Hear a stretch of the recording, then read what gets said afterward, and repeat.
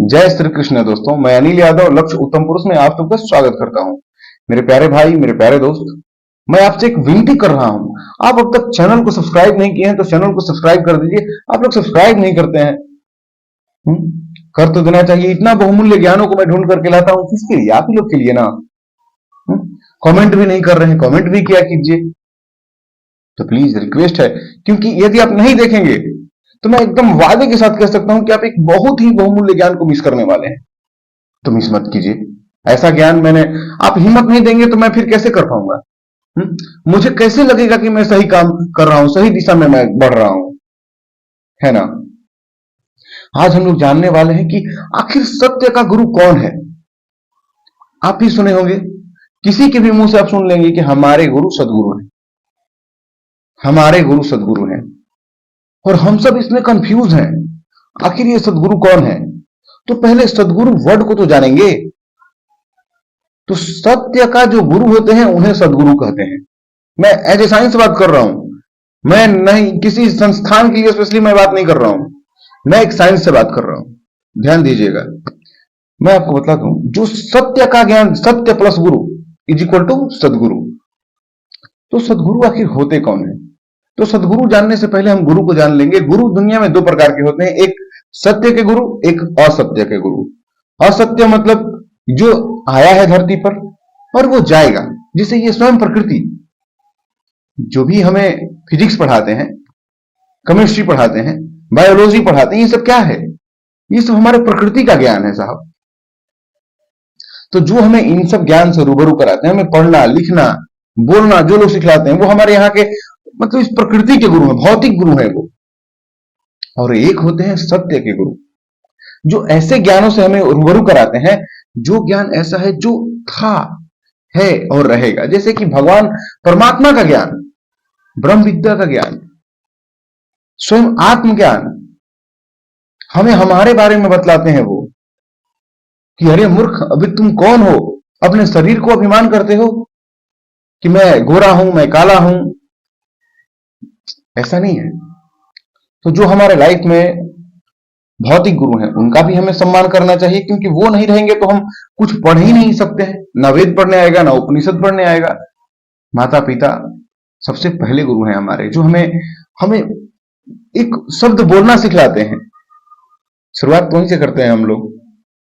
तो हमें अपने गुरुओं का बहुत सम्मान करना है, क्योंकि कहा गया है, गुरुर ब्रह्मा गुरुर विष्णु गुरुर देव महेश्वरम गुरुर साक्षात परब्रह्म तस्मै श्री गुरुवे नमः। क्योंकि वो इसलिए परमात्मा के सबसे मतलब बड़े उनको इसलिए माना गया है। गुरु गोविंद दो खड़े काको लागे पांव, बलिहारी गुरु आपने गोविंद दियो लखाए।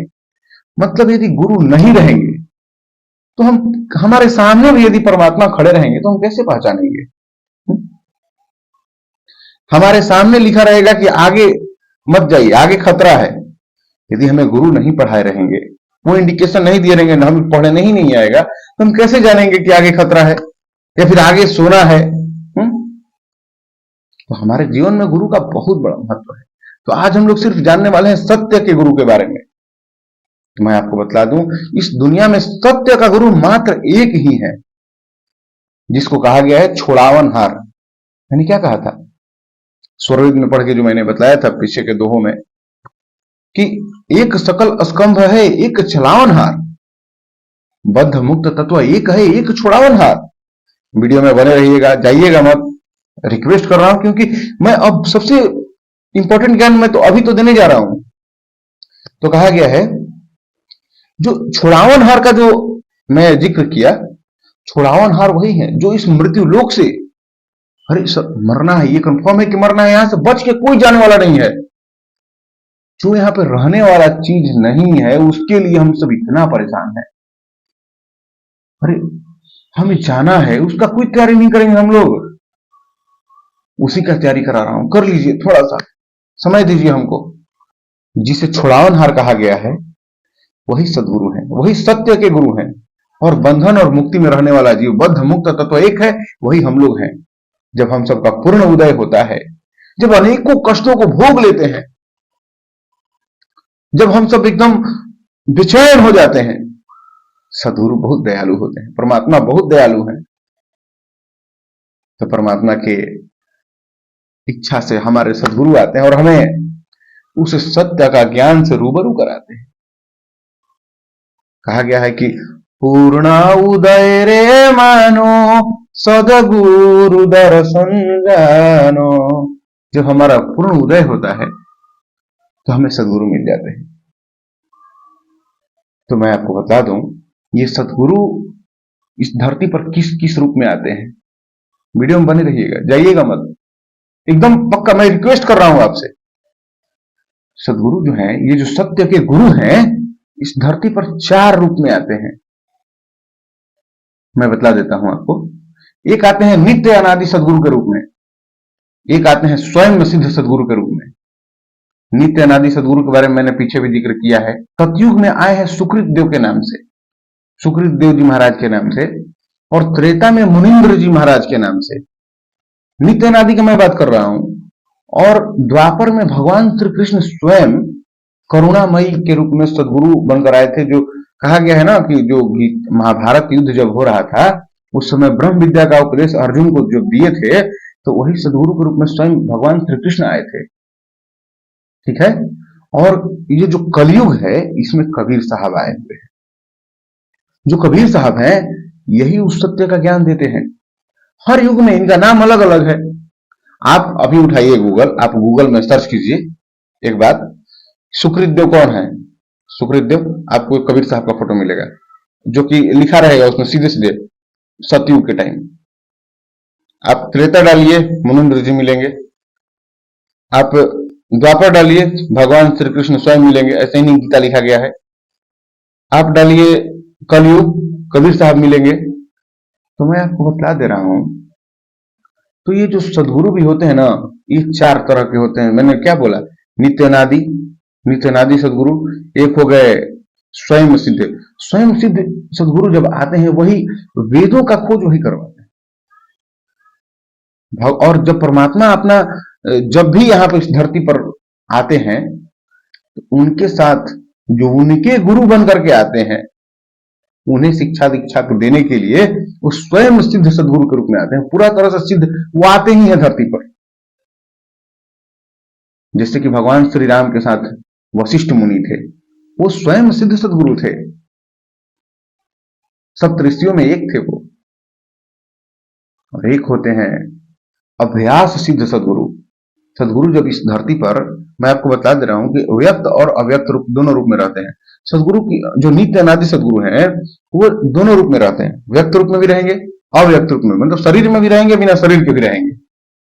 जैसे कि भगवान कबीरदास जो हैं सदगुरु, वो क्या है, कुछ समय हमारे साथ रहे ना शरीर में, और आपको भी नहीं पता होगा कि किसी के यहाँ जन्म थोड़े ना लिए हैं। वो अपने शरीर को धारण करना भी जानते हैं और विलीन करना भी जानते हैं। कहीं उनका आपको कब्र मिलेगा, कहीं आपको दाह संस्कार किया हुआ जगह मिलेगा, कहीं नहीं मिलेगा। जब उनका देहांत, मतलब अपने शरीर को जब छोड़े थे, तो बस एक फूल में मिल रहे थे। हिंदू मुस्लिम दोनों लोग अपने में लड़ाई कर रहे थे कि हम दाह संस्कार करेंगे, हम दाह संस्कार करेंगे। जब चादर उठाया गया तो फूल था। मतलब कभी भी वो अपना शरीर को, मतलब आए हैं, शक्ति शरीर धारण किए हैं, शरीर को विलीन किए हैं, काम खत्म। लेकिन जो अभ्यास सिद्ध सदगुरु होते हैं, उनके अभ्यास करने के दौरान ऐसे आएंगे उस कार्य। यहाँ पे कहा गया है, ऐसे वो आए ही हैं यहाँ पर सत्य का ज्ञान को फैलाने के लिए।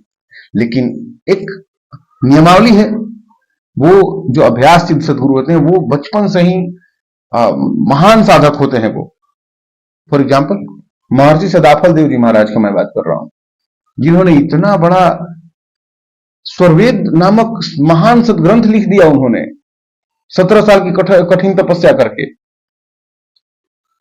वो अभ्यास सिद्ध सदगुरु हैं। तो उन्हें अभ्यास सिद्ध सदगुरु कहा जाता है, जो अभ्यास करते रहते हैं। और जो नित्य अनादि सदगुरु हैं, उन्हें जब लगता है कि इस शक्तियों को संभालने के लायक हैं, शक्तियों का योग्यता देख करके अपने शक्तियों को दे देते हैं, अभ्यास सिद्ध सदगुरु को दे देते हैं। और जो अभ्यास सिद्ध सदगुरु होते हैं, उनके आगे जो भी वंशज चलते हैं इस ज्ञान को लेकर के, क्योंकि वो शरीर में रहते हुए, शरीर में नहीं रहते हुए भी वो अपने ज्ञान को पीढ़ी बाई पीढ़ी, मतलब परंपरा देते जाते हैं आगे चल के। तो उन्हें परंपरा सदगुरु कहते हैं। फॉर एग्जाम्पल जैसे कि फॉर एग्जाम्पल में हो गया महर्षि स्वतंत्र देव जी महाराज हैं, विज्ञान देव जी महाराज हैं, जो विहंगम योग में अभी एक गुरु स्थान पर खड़े हैं।